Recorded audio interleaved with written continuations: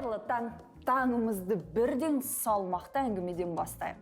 Өзге тілден еніп, екі дауыссызға аяқталатын сөздердің көбіне жалғау жалғағанда соңындағы бір дауыссыз түсіп қалады. Мәселен, металды, процестің, сезге.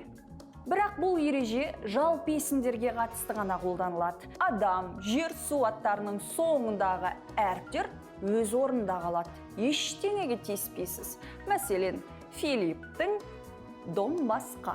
Жалқы есім демекші адамның аты жөні қысқартылып, бас әріптермен белгіленгенде әр әріптен кейін нүкте қойылады. Мәселен, Мұхтар Омарханұлы Әуезов, Сәбит Мұқанов.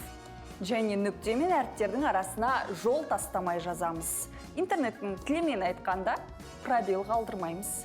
Айтпақшы, өзге тілден енген Х әрпіне аяқталатын сөздер бар. Оларға қосымша жалғаудың өз ережесі бар.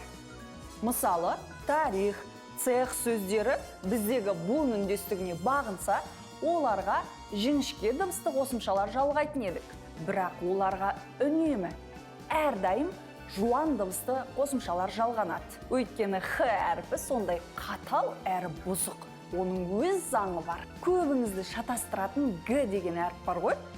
Онымен аяқталатын сөздерге жіңішке буынды қосымша жалғағың келіп тұрады. Бірақ сабыр сақтаңыз. Ол әріптің Х сияқты күші жоқ. Толықтай буын үндестігіне бағынады. Мәселен, психолог па? Психолог. Кардиолог па? Кардиологтың. Одан кейін кубок деген сөзді сенімсіздеу жазып жүрген чемпионаттар.